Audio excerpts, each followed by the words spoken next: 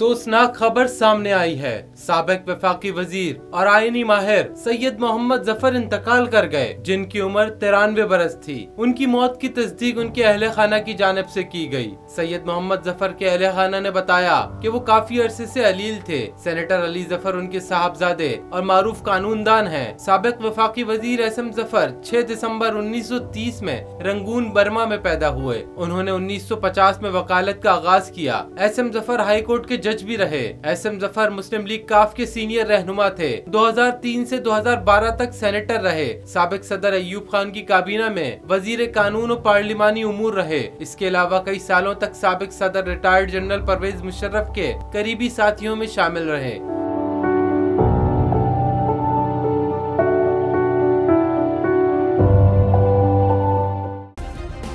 Subscribe करें और bell दबाएं ताकि कोई खबर रह न जाए।